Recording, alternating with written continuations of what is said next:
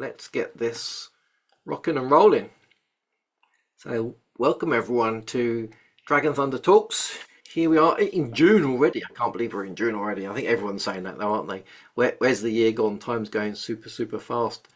So, we've got three speakers today. Aren't we lucky? So, make sure you've got something to drink, and if you need to have a break, then disappear. That's fine. We won't take it personally.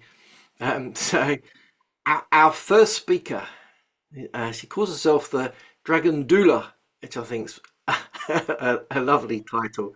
And she's a multi-dimensional entrepreneur, political activist. I remember the last time you were standing by that state building. It was beautiful. Internationally known author and speaker. So we're lucky to have her. And she's been working with dragons and for a while now. So I'm interested to hear what she wants to share. And if people have got questions on the way, please ask. Let's make this very interactive. Caryn wants to make it interactive so she's not talking at you. So welcome. How are you? I'm doing well. I'm so excited. I know it's been so long. I can't believe the Dragon Thunder Summit was almost a year ago. We're coming up on number two, which I'm so excited about. I'll be there again, which is great. I love that I got invited back. And yeah, I was at the state capitol last time because dragons and I have a whole different relationship than I feel like a lot of people have relationships with dragons. So, uh, hi, y'all. I'm Caryn O'Malley, and I'm here in Salt Lake City, Utah, USA. And the Dragon Doula is because I help humans become dragons, like birth your dragon, not just play with them, not just dance with them, not just keep them this external entity, but actually embody the fires of the dragon. So the ferocious grace, impeccable standards, radical trust, exemplary integrity, and supreme protection that dragons give us. So I told Kevin I'm not really a prepare before I show up person. So definitely make sure that you're interacting if you have questions, things like that. And I mostly just channel and see what comes up if y'all are okay with that. No? Sounds perfect. Fantastic. Kevin, do you have anything maybe to start us rolling? Yeah. I always like to ask people, how did they first meet dragons? When did they come in? Give us that beautiful story of how you first met dragons, and so people can hear that. That's always a good place to start. Fantastic. So I first met dragons in utero because my mom is a dragon in Chinese astrology, and I am also a dragon in Chinese astrology. So the daughter of a mother dragon, when I was a baby, I still have it. This beautiful picture that my mom's friend, who was an artist, did of a mom dragon and like a baby dragon with like balloons tied to it hung above my crib.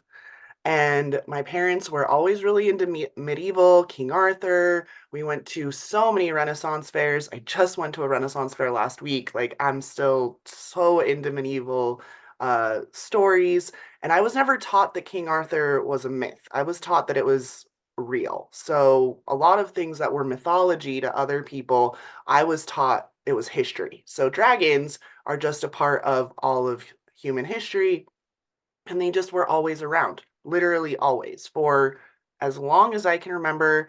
My kid's dad, we were married for 15 years. He has this giant dragon on his back, a tattoo that he got. His whole family was always into dragons. Anytime anyone like was like, if you could be a mythical creature, I'd be like, dragon. If you could be any creature, dragon, for forever. They've just always been around. And when they really came in as a part of my work was back in 2019 when I started. I guess I was channeling in what lots of people call light language, but mine had so much parcel tongue sort of vibes to it that I called it dragon tongue instead. Because I was like, yeah, it's kind of, but there's so much like breathiness and if you've seen Harry Potter, we know what parcel tongue is. And it felt so big. And what I loved about it was that it was so big, but then it was also like pocket size for my convenience. If y'all have seen Mulan, right? Eddie Murphy, he's like, I'm pocket size for your convenience. And that's the dichotomy, the paradox that I love about dragons is that it's always so big, but also you get to decide, are you dealing with the macro or are you dealing with the micro? So literally my whole life, I guess, is really the answer, but I could tell you so many different stories of how dragons impacted me, but from the second I was conceived, dragons were around. I love that. That's great. And so you say they're there all the time. How did you first sort of start working with them, if you do even still? Yeah, so I do work with them, but as much more as like equals, Hmm. I guess is the best way to put that. And again, I don't like hierarchies. I've studied so many pantheons of so many different deities, and at some point I came across, I don't even know what teachings. I guess the teachings of Paul Selig really helped, the channelings from Paul Selig, to like recognize that who I am is a fractal of divinity. So I am divinity incarnate. You all are divinity incarnate. Like we are just fractals of the divine, physically manifested in form, here to be our unique selves, just be you. I'm doing a whole challenge for this exact purpose, actually. Just be you. So Caryn as dragon, I just happen to be in a physical body right now, like a physical human body. But when I go into meditations, a lot of the times I see my neck get really big and I get these big wingspans and I can feel the claws. And when I started really working with them in 20, I guess it was 2019, I went skydiving and I got the dragon's eye view while skydiving and literally just had this thought of like, all these poor little people on the ground will never see this, right? Like less than 2% of adults ever go skydiving. So just looking at this ground, be like, oh my God, this dragon's eye view, how can I be like this big all of the time? How can I serve and help so many people at once? Because I was able to actually see like this whole valley and all of these people and all of these, I don't want to say like little humans, but that was what was going on in my head, is like, oh, these little humans, they don't even know what they're capable if they would just open their wings and soar. And so I started working a lot with Diane Cooper's Dragon Oracle deck. That was a huge one for me. I'd actually bought it as a gift for my kid's dad, and he never touched it. And then I started using it constantly.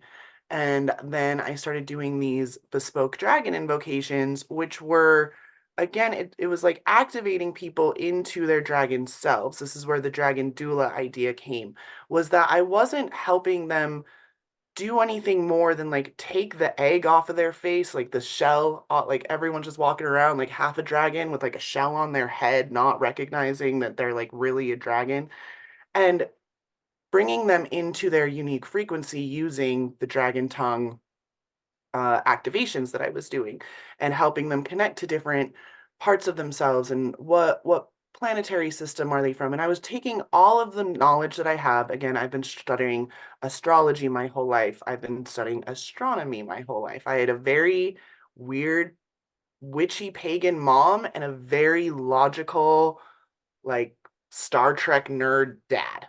And I am an only child. So, like, the combination of that, and then also having exchange students from all over the world while I was growing up every single year, we hosted over 14 exchange students. So, I was constantly having the world brought to me and all these stories brought to me. So, when people call me a know it all bitch, I actually take it as a compliment because I actually do know a whole lot. And I'm okay with that. And it was that bigness that the dragons gave me, or their imagery gave me, that helped me to start recognizing, okay, where am I? Where do I have claws, right? Where do I have sharp teeth? Where am I breathing fire? Maybe at places that I don't even really want to be breathing fire at. I was real good at burning bridges back in the day before I'd really grounded into this energy. Where can I fly? Where can I dive deep into the depths of the ocean? Where can I be okay in the frozen tundras? Because dragons have the capacity to be in all these extreme situations. And then they also have their treasures and their hoards and their safe spots. And really, dragons just be being dragons until some knight comes along and tries to kill them. Like they're not really doing anything wrong unless the humans piss them off, right? And that was the whole concept for me, was that it wasn't, again, that there was an external Yes, they're external. Yes, I can talk to the emerald dragon. Yes, I could commune with, but it's the same way I could commune with Lakshmi, right? It's the same way I could commune with Horus. It's all these different aspects of the same divinity, but how am I actually embodying that? And how am I, as Caryn, being a dragon and being able to use my claws when I need to, like when I'm at the Capitol and I'm lobbying for positive legislation. Yeah, those senators get a real fiery side of me, right?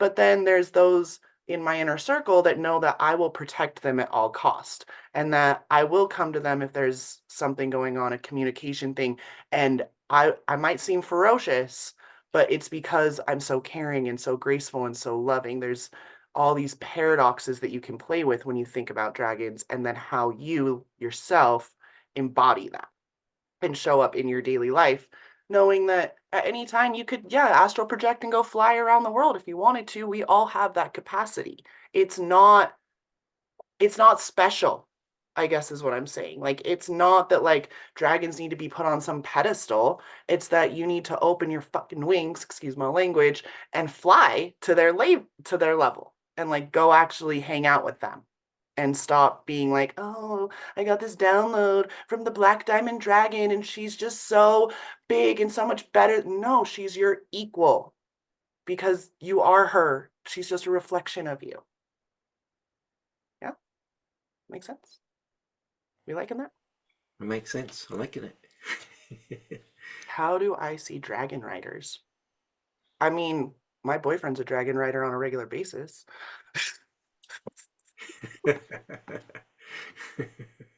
I know what y'all are saying, but that's always my response to that question. It's that like, okay, you want to be the rider right now? Great. You can be the rider. You can be a human on the back of a dragon, you know, how to train your dragon, that whole thing. Love it. But you can also be the dragon. It's just, again, what role are you playing in? I know that there's been the whole idea of, oh, what are they called? It's a very specific word, W-Y, I cannot remember it. But the dragon riders, right? The ones that were supposed to tame the dragons. And that can be, lots of people use that in like twin flame ideas or partnerships, that like there's the dragon and then the one that has to tame the dragon or ride the dragon or whatever. But that's, for me, it's never really landed. I had my children's dad and I also often got into this argument that he was trying to keep the dragon safe and protected. And I'm like, but I'm a dragon. How the hell are you supposed to protect me? That's ridiculous. Like, no, I need to be out of this cage.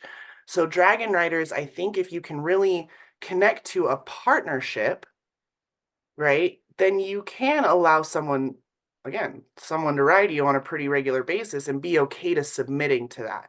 But it has to be a willing submission instead of this idea of, I captured a dragon, I trained a dragon, I forced this dragon to submit to me by doing all these different things, and now I get to ride the dragon. It's much more like a wild Mustang situation where the Mustang has to gain your trust and the Mustang has to like actually allow you into their energy before they can be trained. It's not, you can't force a wild Mustang into submission. They will literally die.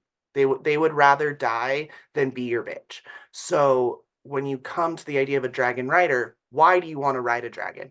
Is what my question is. Like, why do you want to be that, or why would anyone want to ride a dragon?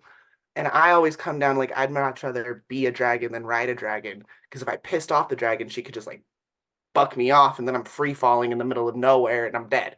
So I would rather be the dragon than just be riding the dragon. That's my personal opinion on now.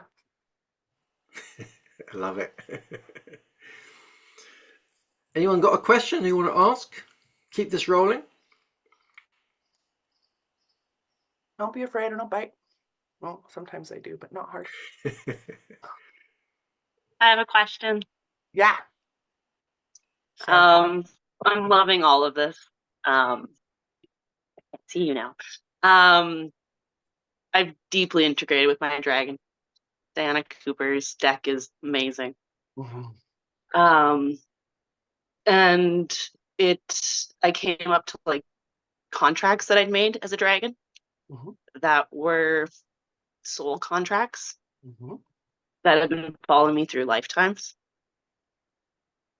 And I'm not really sure where this question is going, but I know I have a question for you.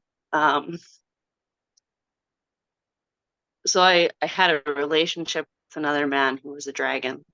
And we're both very much in our dragon forms, and we had a contract of divine union for lifetimes. Mhm. And it causes a lot of pain because not understanding what that connection was. And now I've cleared that contract, but I still feel that connection. And I guess I'm Mhm. curious if you've ever heard of anything similar. Oh, honey, I've been through everything similar. Oh, sweetness. We do Yeah. this to ourselves so much. And what I find about this whole thing, I mean, really what you just described was a twin flame, right? Like, or a soulmate. We all have different terms for it. We've all heard it before. But the soul contracts, what I find really amazing about being alive right now in 2024, or really if you started waking up around like 2012, there was another big wave around 2016, 2018, 2020. It's like every 4 or so years, there's this huge like wave of consciousness where more and more people reach that tipping point and they're like, oh, all my crazy Delulu witch friends are actually not as Delulu as we thought they were.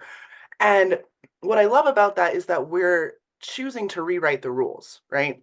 So you can end your contracts and you can clear your contracts. Or what I've done, I've taken several clients through this process where we go and we burn them. We literally go down into the depths of whatever it is. That's one thing. My life purpose gene key is 29, the faithful devotee for anyone who likes gene keys.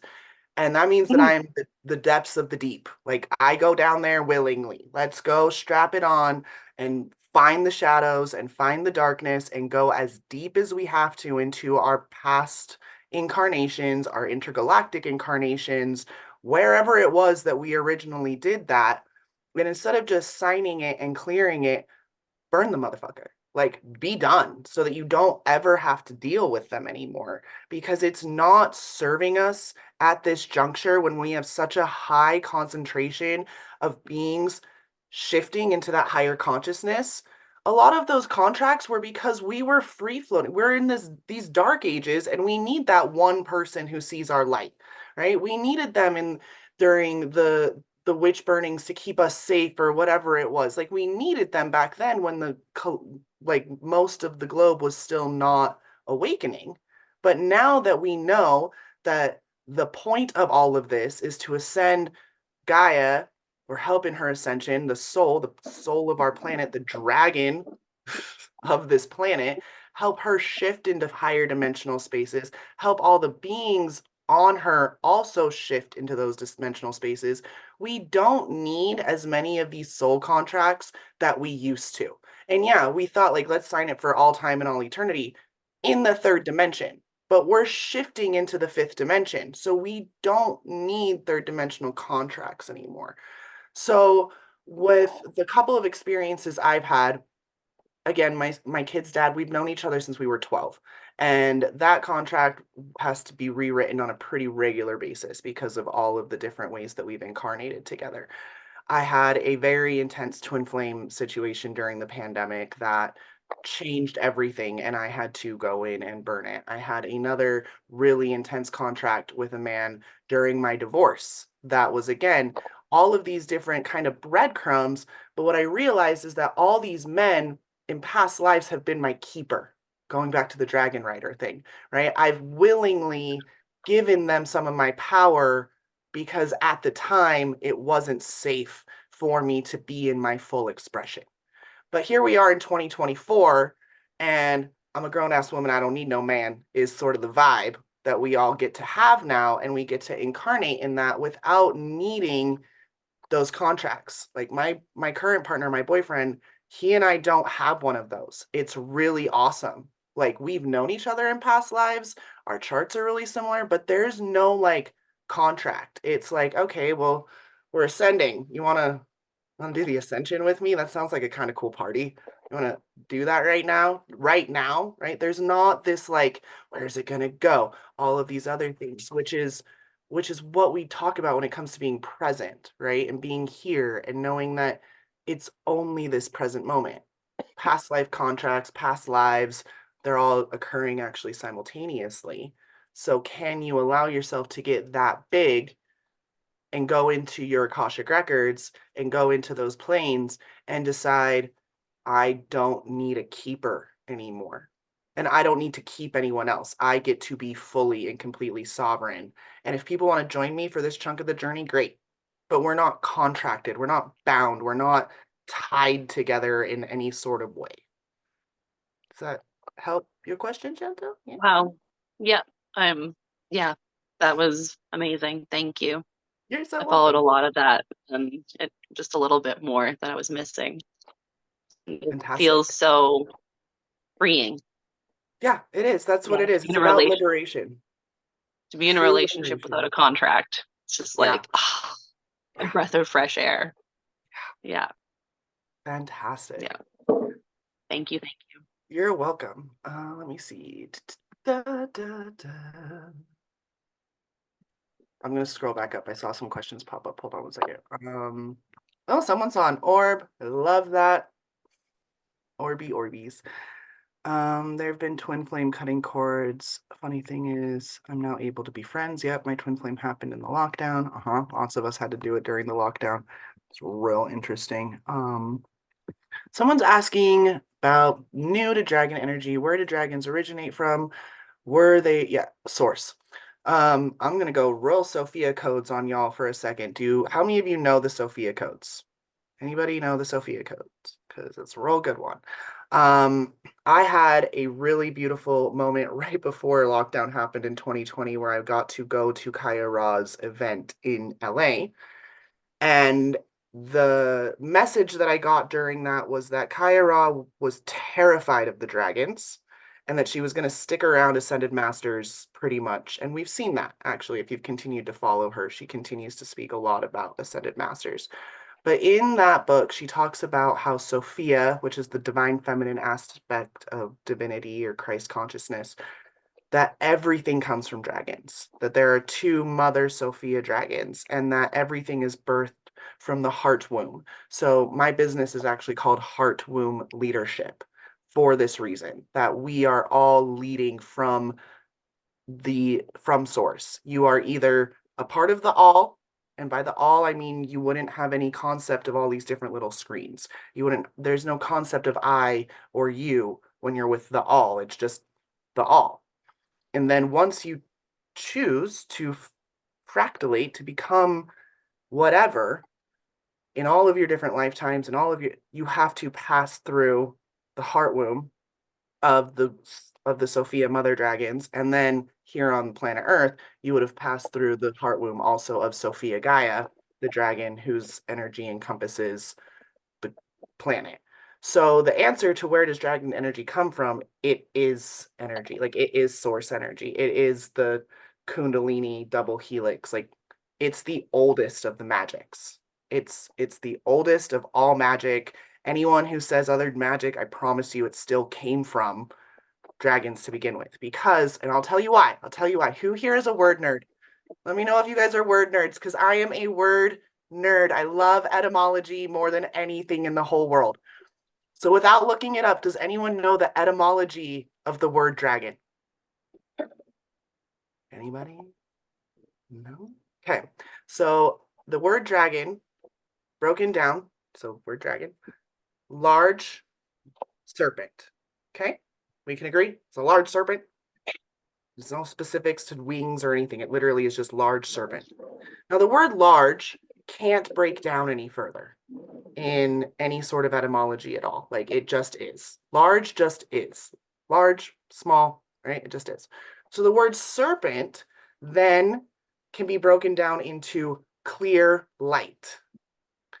And the word clear, again, cannot be broken down any further because it is clear or it's not clear. And light also can't be broken down any further. So the word dragon is actually one of the simplest words etymologically because it's only got the 2 layers, and it translates to a large clear light. That's what I mean by its source energy. It is the beginning of everything because a dragon is a large clear light.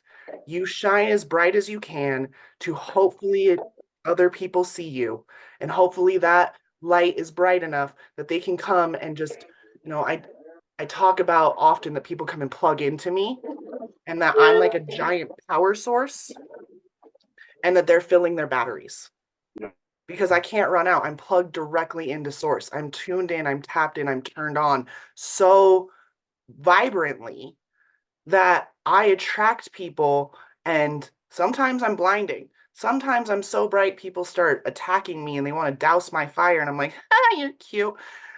And most of the time it's they need to scoop a little bit of light from me. They need to be held in that way so that they can remember their own light, right? The Marianne Williamson quote of by shining your own light, you're unconsciously giving people permission to do the same thing. So when I say I embody my dragon, it's that I'm embodying my source consciousness by being a large clear light, by speaking only truth, not my truth, the truth. And the truth is that in the beginning there was the Word, and the Word was God, and the Word was with God. But I like to switch the word God to love. So in the beginning there was the Word, and the Word was love, and the Word was with love. So as long as I'm constantly serving through love, I might kind of come off as a know-it-all bitch, like I said, but it's not from this like ego, I have to be right. It's, I love you. Let me lead you. Let me show you how you can live in the light and even in the dark, in the primordial void. I love the void. I hang out in the void. My whole business around helping people coordinate chaos, directing the crises. When you're in the middle of the storm, that's what I do. But we don't hang out in the shadows. We don't chill with the lies. We don't listen to the things that are telling us that we're not good enough and that we too much and that we're all these other things. So I know it was a very roundabout way of saying that, answering that question, but dragon energy is source energy. Like it just is, because it's a large clear light. And all the other fractals of it, all the other ways they've shown up are just ways that still bring you back home to that same message. Your own personal dragon, all the dragons in Diane Cooper, all of the dragons that we all have connected to in all of the different ways, they're still all just fractals of divinity, helping us lead ourselves back to the knowledge that we are also fractals of divinity. Yeah. I'm skipping to the bottom. Is everyone a dragon? Yes. Everyone's a dragon. That's my opinion. We're all dragons. And it doesn't need to be like right now, but be in the multiverse, right? In the multiplicity of all of the different ways that your soul has incarnated across all of time and space and all of the different iterations in which it could. Yeah, you got a dragon form out there somewhere, and you're capable of connecting to it the same way that you're able to connect to your past lives, or you're able to connect to your Octorian self, or your intergalactic self, or your Pleiadian self, or your Syrian self, or whatever. There's a dragon self that you can also connect to remind yourself of, again, the bigness. Like, how big can you get? How bold are you willing to be? Are you willing to know that you have impenetrable scales so no one can hurt you? Are you willing to breathe fire to clear out the fields that have gone rotted and you need to clear them out, not just pulling out the roots, but actually like burning it to the ground, and then having the tenacity to rebuild it using your claws, using your wings, using your might strength, because you don't need anything else but you. You're completely self-sufficient. You've got you, and that's all that matters. And anyone else who comes into your reality is a reflection of you. And that's it. That's all. You are all just reflections of me. I'm a reflection of you, and we're all just dewdrops on a rosebud reflecting each other. How does astrology connect with dragons? I don't know. It does. It doesn't. Astrology is one of those things that I think we get a lot. Again, it's this pedestaling. That's my message right now, Kevin. I guess that's what we're going on. We don't need to pedestal anything. One of the biggest things that I give my clients is I call it a spiritual detox. And I tell them to take their tarot cards, their crystals, their astrology charts, their human design charts, and put them in a box, a literal box or a folder or whatever, and not touch it for a whole moon cycle. From new moon to new moon or from full moon to full moon. What happens if you don't carry 7 different crystals in your bra and in your pockets, and you're not checking your tarot card every day, and you're not constantly needing to like sage yourself, and you're not praying to 17 different deities before you walk out of the house? What happens if you just trust in your own frequency and your own capacity to know that your intuition is divinity? And most of them don't usually, like, I barely use that Diane Cooper deck anymore, to be honest. Like, every now and then I might get drawn to some of my cards. Every now and then a friend of mine will want a tarot reading, and I'm like, sure, yeah, let's play with cards. And usually it's exactly what we were already talking about for 20 minutes before, but they needed the cards to tell them, even though I've been telling them for the last 20 minutes, right? Because I'm a channel. So when you put any power outside of you, when you say, oh, I forgot to pray today, that's why I got into this car accident. No, that's externalizing your power. That's outsourcing your power. You have to come into the knowing, the absolute knowing that you are a fractal of divinity, physically incarnated, and how you serve is by being you, without the bullshit, without the trauma, without the victim stories, without all the blah, blah, blah, blah, blah. Just you. Weird, unique, powerful you. That's what's the most important thing. So if you're someone who's constantly like, oh, Mercury's in the microwave again, or oh my gosh, there's a planetary in alignment tomorrow, that means that no, honestly, I tend to like something's happening, and then after the fact I find out, right? Oh, Mercury's in the microwave. Oh, of course it is. No wonder my computer like broke all the way. But I don't sit there being like, oh my God, Mercury's in the microwave. I can't get onto any of my calls. I'm never victimized by the planets, is what I'm saying. I never take my astrology chart and victimize myself from it. It's another tool of power. It's another fractal of me. It's another piece of the blueprint. When I look at my human design or my gene keys or my astrology, I choose, am I dealing with my tropic chart or my sidereal chart? There's aspects of my tropical chart that land more in my heart as true than in my sidereal chart, and vice versa. There's aspects of my sidereal chart that I'm like, oh, okay, that rings more true. And that's about knowing my internal like frequency so well that I can feel that truth. And then I can also feel all the lies. And that took years and years and years of, honestly, like, I was suicidal from the age of 7. I didn't want to be here anymore. The amount of times that I've tried to unalive myself is countless. And yet I would keep waking up and I'd be like, I killed myself last night. Why am I still here? This is ridiculous. And so Everything Everywhere All at Once, if you guys have seen that movie, love it. It's fantastic. That's what I started realizing, was that my soul came here to do something. I still am not quite sure what that is. I used to say it was to be president of the United States because that feels real big and real important, right? But like something that I can't die, essentially, is what I figured out. Like I can't. I might live to be 774 for all I know, because I don't understand how it's possible that I'm still physically here.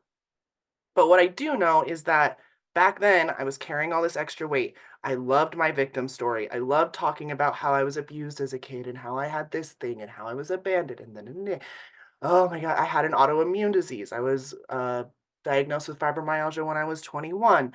I had degenerative arthritis in every single one of my joints. My MRI scans, looked like, not MRI. Anyway, yeah, the MRI, I had 70-year-old joints at the age of 21. And I was bedridden. And I was depressed. And I was all these other things. And I loved my victim story. And I loved talking about how everyone was going to leave me. And I was also a very spiteful, petty bitch who just was spitting fire and venom at everything that I could. I didn't like that reality. I didn't want to be in that reality anymore. But I kept living through my suicide attempts. So obviously something needed to change. And what needed to change was me fighting so hard against the fact that I am big. I'm 6 feet tall. I know you can't tell because I'm sitting in a chair, but I'm 6 feet tall. I take up a lot of space. I walk into a room and everyone stops and stares at me. Half of them are wondering why I'm there, and the other half are wanting to get to know me, and that's okay. And more that I allowed myself to trust that I am supposed to be here, that I love the feeling of being alive, the more that I got to enjoy the taste of food, the more I enjoyed the feeling of the simplicity of being a human, the just like the grass under my feet, the smell of warm baked bread, all of these things, the more I felt lit up, the more I attuned to, oh, I enjoy this, I don't enjoy this, the more I'd stopped talking about these victimizations. I cured myself of the autoimmune disease. My most recent CAT scan showed that I've got the joints of like a old mid 20 something, and I'm in my mid 30s. So I reversed all of the degenerative arthritis. I reversed all of the fibromyalgia. I haven't had any of those flares, and I kind of came back to one a few months ago, I won't lie. But guess what? It was because my headspace was fucked. That's what happened. I started going back to telling myself all these victimized stories, and I was bedridden for 2 weeks because of it. And then I realized, oh, I fell into that timeline again. I'm back in that timeline. I don't like this place. And so I just kept changing my internal story, remembering that I'm a dragon. I'm here to share my light and my energy and my frequency through ferocious grace, impeccable standards, radical trust, exemplary integrity, and supreme protection. The fires of the dragon. As long as I live within those 5 pillars, within the fires, and I dance in the fire of transformation, and I hang out with people that are going through crazy chaos in their life all day long.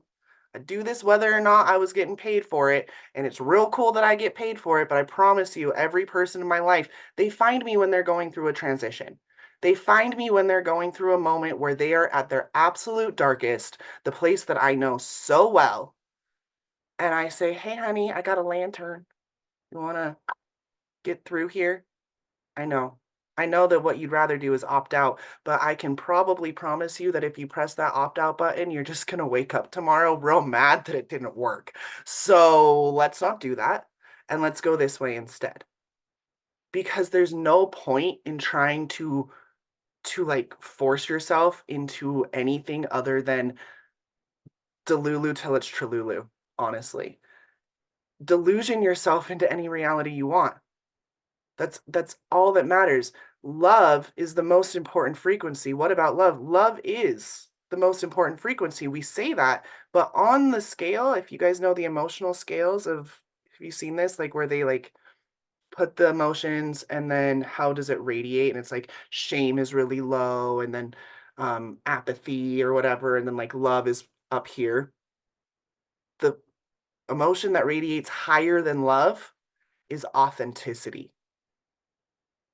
Authenticity radiates at a higher frequency than love does. You can go Google this if you want to. Yeah, the Dawkins scale. Thank you. Authenticity radiates at a higher frequency than love. So if all you do all day long is how can I be authentic to me, it doesn't matter if you smoke weed or do psilocybin or have a cigarette or drink alcohol. None of that matters. Because at one point we were all doing peyote, drinking some crazy beer, like in one of our lifetimes when we didn't have all this judgment around it and all this shame around it. If you shame yourself, then you're in shadow. Should, shame, shadow all start with the sh sound, which means like silence, right? Shh, shh, shh, shh. I should be doing this, or I shouldn't be doing that. I shouldn't be smoking. I shouldn't be drinking. I should be totally vegan and essentially living off of air. You guys have like spiritual friends like that? Because they annoy the fuck out of me, to be honest, right? Like, I should be totally pure, and I should be celibate, and I should be communing with the this, and I have to have only organic and all of these other things. Yeah, stop shitting all over yourself. Exactly. Like, we don't need to do that. Instead, alchemy. What is alchemy? Alchemy is the magic, the ability to transform lead into gold, poison into medicine. It's your choice if that glass of wine at your cousin's wedding is going to completely kill your vibe and your ability to speak to spirit. Or is it just a glass of champagne and you're just drinking a glass of champagne to celebrate your cousin at her wedding? It's your choice. It's a decision that you're making. To decide something is the most important part of being a dragon. You can decide right now that there's going to be $5,000 in your bank account by Tuesday, and then follow that feeling. It's the biggest part of my work right there. Your own feel. How do I feel if I think, like, let's do a thought experiment. Y'all okay with this? Just real quick, close your eyes. Think about this. If somehow, some way, by Tuesday, $5,000 is in your bank account, how does that make you feel in your body? What's the feeling in your body? 5,000 extra dollars in your bank account. I know we could all not even just use it, but it's nice. Like, oh, even if you don't need it, it's like, oh yeah, I got an extra $5,000, right? You feel that in your body. And what would happen if you only made choices between now and Tuesday that kept that feeling in your body? And I mean every choice from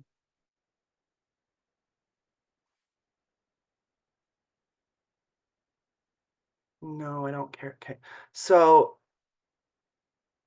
right. So if you have that feeling, if every choice, it was like, what am I going to eat today? What it feels like when I have that extra $5,000. Oh, a hamburger? Cool. I'm going to go eat a hamburger. Right. Who am I going to see today? What music am I going to listen to today? What emails or content am I going to put out for those of you who might be entrepreneurs? What am I going to do so that I always feel this vibration? And by doing that, not by bypassing, if there's a feeling that comes up, oh, I'm scared, I don't know how I feel about that. It's okay. You can feel that feeling. You can feel scared for a minute, but always coming back to the resonance of how you feel when you think about having that extra $5,000 or whatever it is, having the love of your life in your holding your hand, or living in the dream house, or having whatever. If money is not something that lights you up, choose something that lights you up and make that the desire. Find the feeling and then only follow that feeling for the next 48 hours and literally watch it happen, because that's what alchemy is. Alchemy is being able to take all the other things that are going to come.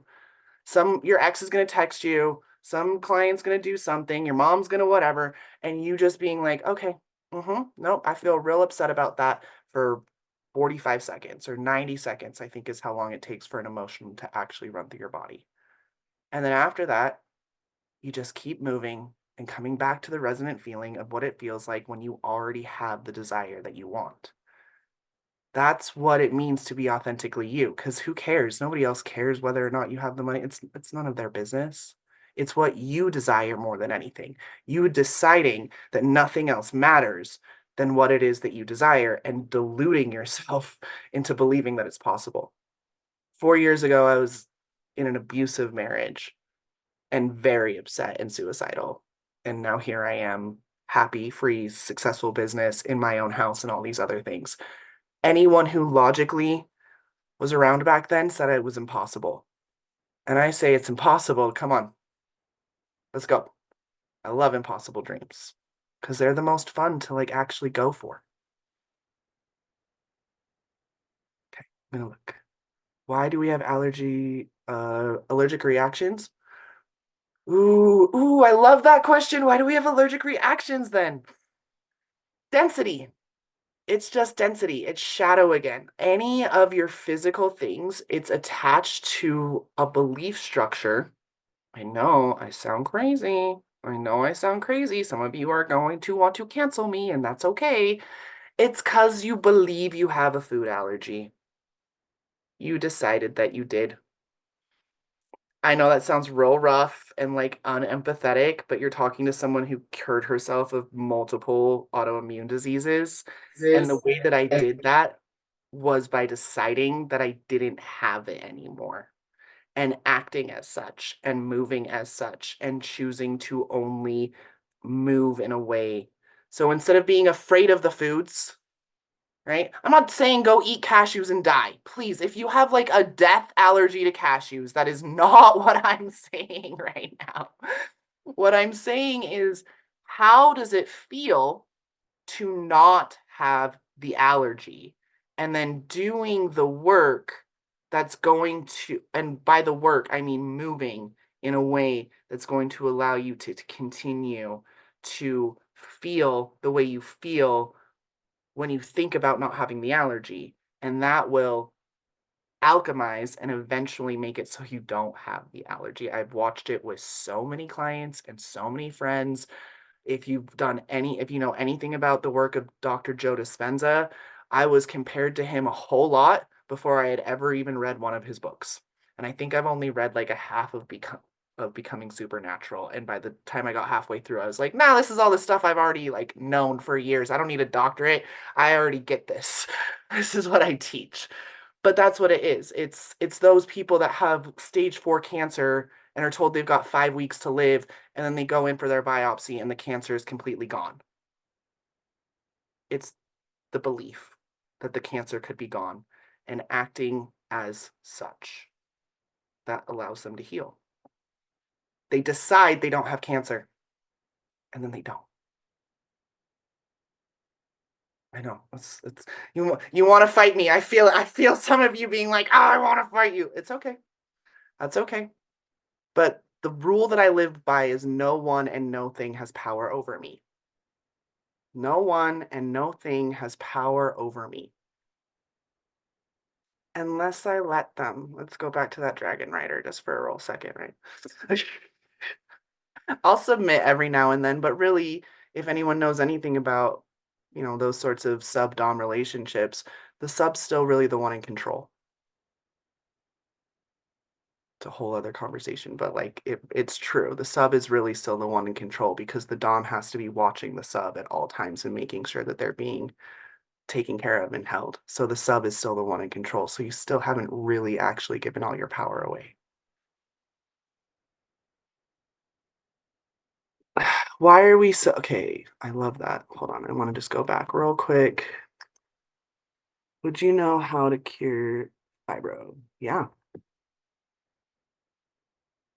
Girl, come and talk to me. Y'all find me on social media. If you've got questions about bodies and autoimmune diseases, yes, all day long we can do that. Come find me on the social media lands. Why are we so freaking stubborn to actually believe we don't have it? Right. So that's the rub, right? Dragons. This is Dragon Thunder talk, so let's bring this back to dragons, and I love this. Dragons don't worry about where their next meal's coming from. Why? Because they can go pick up a cow off a field and eat it. Right? It's already there. Everything is abundant. A dragon's not worried about where its cave is. It will always find another cave.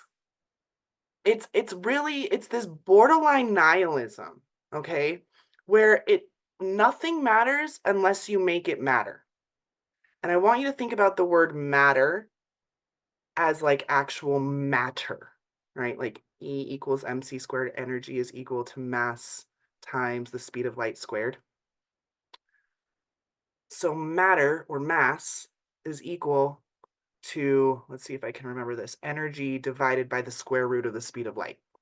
The only thing that works at the speed of light in your human body is your mind. Electrons firing super fast, neurons. So between your heart and your mind, between your liver and your mind, we got neurons all over the place, right? We know about the gut neurons and all of that stuff. But neurons are the only thing in your human body that move at the speed of light. So the density, if you were to look at me 4 years ago again, or even 6 years ago, I dropped half my body size in 5 weeks doing naked mirror mantras on accident. I didn't even mean to do it. I was trying to feel safe and sexy in my body. I actually wanted to have the body. I didn't understand why my then husband wanted to have sex with me. I didn't get it because I didn't find myself sexy. I thought I was overweight. I had always had body dysmorphia issues, adding also to all the suicidal stuff. And that led me to want to feel as pretty as he said that I was. Real weird way of getting about that. But I was like, hey, I want to feel sexy. So I started doing these mirror mantras. I feel beautiful. I am beautiful. It's safe for me to be seen. It's safe for me to feel sexy. It's safe for me to show my body. And all these things. 5 weeks later, I go see my massage therapist who'd known me for almost a decade. And he's like, hi, Caryn, where's the rest of you? I'm like, what do you mean, where's the rest of me? He's like, girl, you don't, like, I've been massaging your body for almost 10 years, and I'm telling you, you left half of it somewhere, and I don't know where it is. And I literally went to Nordstrom's and got measured, and from age 14 to the age of 30, I was a size like 14 American, large, extra large. And I go into the Nordstrom's, and they measure me up, and they are bringing me size 6/8, so size 8s, 6s, so it's half, and smalls and mediums. And my brain didn't process it. It took me 3 years of going shopping for me not to autopilot to 14s when I went to buy pants. And like, okay, I'd actually gotten to a point where I got all the way down to a 2. And I didn't like it. I felt very anorexic and didn't enjoy that level of skinniness. So my avatar, right? We all get to control the mass completely. It's all a choice. I feel really beautiful and sexy at a size 6/8 medium. And that's where I've been solidly. Doesn't matter what I eat. I went through a crazy divorce. I was eating like a bachelor for a good 2 years of that. When before I had been like vegan and whatever, other people, I did do my vegan time. I did my time as a vegan. But it doesn't matter what I eat, right? I know alchemy. I can alchemize anything, period. Like, I'm not to the point where I can drink bleach yet, but eventually, maybe I could, because there's no limit to what I'd be able to do with this power. Right? Again, I'm not suggesting anyone go drink bleach, but like, that's the point, right? Like, you'll see videos when you guys go stalk me on social media. I only recently quit smoking cigarettes, and it was literally like just woke up one day and was like, meh, I'm done with it. It's fine, no big deal. But for a good couple of years there, cigarettes and tobacco and communing in that way was useful for me. And never once was I like, oh my God, I'm smoking a half a pack a day. I'm going to get lung cancer. Nope. Or when I do have, a little bit extra, maybe not just one glass at my cousin's wedding sort of situations, I don't go into a shame spiral the next morning. I also don't have a hangover the next morning. It's just alcohol. It's really not a big deal. It's just another one of the energies that exist that I chose and decided to imbibe that night. As long as I stay out of shaming myself, out of shadow, then I can do anything and it's not negatively impacting me, because what matters is what I make matter. If I made it matter that I was smoking cigarettes, if I made it matter that I'm drinking, then I would probably feel like absolute garbage after I've drank a whole bottle of wine and smoked a half pack while hanging out with my friends. Because I'm like, I feel so, I did these things and I'm so shameful, and now I'm going to have to go on this huge cleanse to be able to speak to my angels again. No, I bet you anything that Metatron was pouring the shots. That's how I feel about it.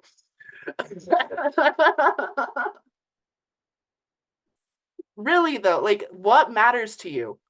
Does it matter to you that you have all these stories, all this trauma, all this abuse? Because, honey, I'm sorry, we all do at this point. Again, I'm not trying to be mean. I know that we have all gone through our own different versions of hell, but we've all been there. You're not special because you were traumatized as a child. So stop acting like you are. You're special because you're you. You're special because no other version of you has or will exist.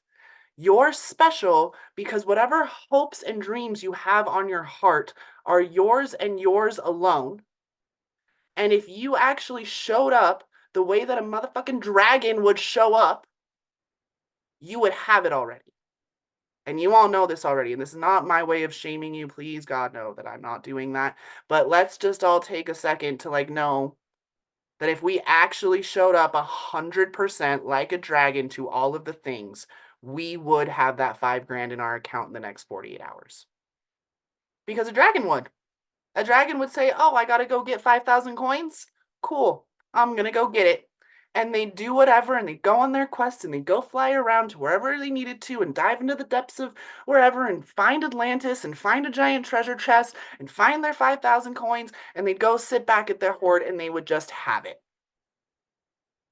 And anything and anyone that showed up in the middle, they would just deal with it as it came. They wouldn't be worried. Oh my God, what if there's a night? Oh my God, what if there's this? What if the anxiety and worry and all of that and depression? Like, ugh, it's not in the present moment.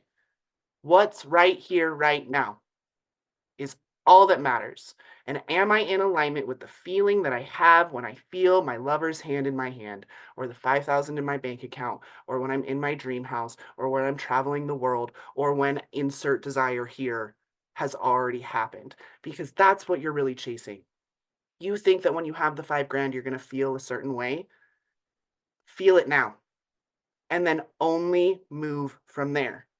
And if in a present moment you get struck with this grief of your teenage self fighting you and saying, I don't deserve this, and why did you do this? And feel it, hold her, be okay with it, cry it out, do the things, shake it off. Right? Dragons are not coming out of the ocean all sloppy wet, like, I need a towel. No, they just do a shake. And then they open their wings and they fly again. And that's okay. It's okay. We're human. We're supposed to feel. It's the reason why we're here. If we didn't want to feel human emotions, we wouldn't have incarnated as humans. This is not spiritual bypassing. This is not emotional bypassing. This is being now, right now, in every moment, and choosing as often as possible to feel like a big, shiny, badass dragon. And every now and then, maybe not. And then even then being like, yeah, you know what? That sucked. I didn't like having a 45-minute cry in the shower. Damn, do I feel better now that I got to feel all those feelings that have been in there for 20 years that I never got to feel 20 years ago. Right? When that teenager gets to throw her temper tantrum finally after 20 years, it feels so good. But I don't let her drive. She doesn't get to like stay making decisions for me afterwards. Oh my God, she'd wreck my business in 5 days, probably. If I let my teenager be in charge. But when I'm going to go sign a new client or when I'm putting out a new program, yeah, my teenager comes right up and she's like, remember how we didn't get into college? Remember how, remember all these things? And I'm like, I do remember all that, honey. What did you not get to feel back then? What do you need to feel right now? Let's feel it. Because you can only feel it to heal it. And the more you feel it, the reason why I was crushed by the weight, crushed by the fibromyalgia, crushed by the degenerative arthritis at the age of 21. Again, I was diagnosed with these things that are usually not diagnoses for people in their early 20s. Because my victimized mind was running rampant. I was crushed by the weight of my anxiety, of my trauma, of these stories that I had been telling myself on repeat. And now I get this beautiful, brilliant life where I get to speak to however many of you from around the world on a Sunday before I'm going to go on a hike with my boyfriend and my dog and have whatever beautiful adventures I'm having today, before I'm running my 5-day Just You June challenge, which is a free challenge, by the way, y'all. So if you want to join me, please, again, find me on social media. I get to do this. I get to have this awesome life. And I get to write books and I get to travel and I get to dream about being on stages and I get to wonder what it's going to be like when I'm able to homeschool my kids full time again and travel the world. And I get to live in this energy of I'm so awesome that I could be president. Like no one and every one of you would vote for me. You already know it. You know you would vote for me. You already have the Caryn for Prez like bumper sticker on your car. Because that's the vibration that I give. I want to lead more people into this, because if I'm going to delude myself into things that matter, what matters to me is that every single man, woman, and child on this planet has access to clean water, healthy food, safe shelter and sanitation, open source education, medicine from east, west, north to south. That's my core belief, that every person has a right to that, an inalienable right to their basic fucking needs being met. And I will fight every day until my last breath at 774 and for that to happen. Because if we think about it, that's what the ascension is, right? Like we want to talk, but what is it really? It's that we're pulling ourselves out of this dualism. We're pulling ourselves out of ideas of poverty. We allow for the fact that America throws away enough food every year to feed Africa 3 times. And we found those solutions. We found a way to clothe all the children. We found a way to stop all the wars. How? I don't know. That's a mystery. But it's because someone in here knows the cure to cancer already. Someone in here is the one who is going to make sure all the nukes never get, they all get put wherever they need to be disarmed. But it only happens when you decide. Again, I'm going to say the word decide so many times, it's going to make you crazy, that you are that person.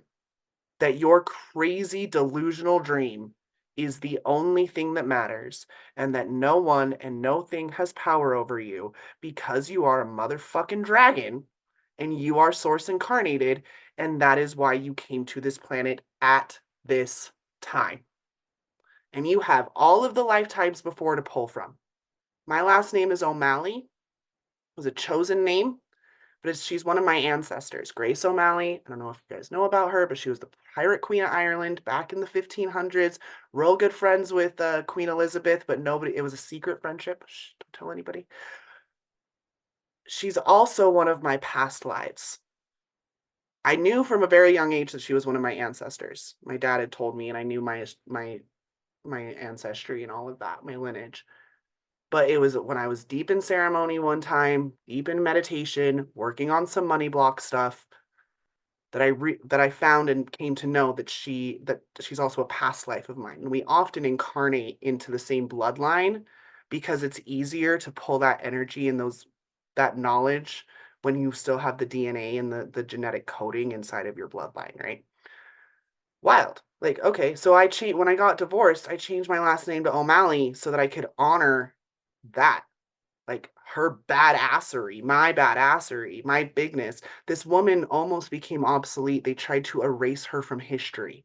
And it wasn't until the early 1900s that a historian even found any of her records, and we were able to know as much as we know about her now. Why? Because men didn't like how successful she was. We would all be speaking Spanish if it wasn't for her. She came up behind the Spanish Armada and attacked them from the back. Wild stuff that we learned, but it was like 400 years that she was buried and no one knew about her because they didn't want her to. Now I could sit here and bitch about the patriarchy and all of the other things, but that seems like a waste of my time. And I could bitch about feminism and all the other things, also seems like a waste of my time. Instead, how can I gather this knowledge knowing that I can connect to my Sirian self, my Arcturian self, all of my past lives, all of my future lives, all of my everything, all of the ways that my energy is iterating, because the past and the future aren't real. Time is an illusion. Time is a social construct. You can pull power from anywhere, any experience, and have it in your physical form now. And that's how you change your life overnight. That's how alchemy really works. You decide, you make a decision, and decision, like, since we're word nerding a little bit, decide means to cut off. And what I love about that is when you decide on coffee, you're saying no to tea, water, orange juice, Capri Suns, all the rest of it, right? I decided on coffee, which means I said yes to coffee, but I also said no to literally everything that wasn't coffee, right? And it's that same level of dedication and discipline. Someone asked earlier, like, why don't we believe that we can do this or something like that? It's because you don't just decide on coffee. You're like, I'll take the coffee and a water. Ooh, maybe a vodka cranberry. I don't know. And then, no, you have to decide. You decide 5 grand is in your bank account on Tuesday. You do nothing except for whatever leads you. And this could be dancing in the woods. It doesn't have to be logical. It doesn't have to be anything, but you decide that I'm going to only follow the feeling that I have when I have $5,000 extra in my bank account, and watch it happen. It's crazy. It's so cool. It's magic. And that's what dragons are. They're magic. They're crazy. They're cool. They're big. They're wonderful.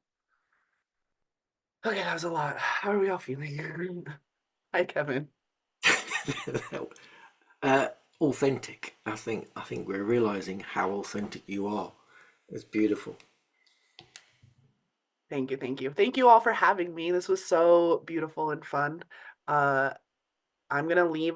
Is that okay? I'm going to leave a little something for you guys in the comments if you want it. It's my dragon meditation that I'm going to give you all for 11/11 instead of normally it's 47. It's a 5-day dragon medication series. I love it. And then also if you guys want to jump into Just Be You 5-day challenge, that find me on Facebook and we're running it in my Facebook group. Yeah. Okay. Send me all those links and I'll put them in all the notes and send them out to everyone. Perfect. Thank you for your time. It was amazing. And everyone sending lots of love. Thank you guys. Love you. It's fantastic. Have a beautiful, beautiful day.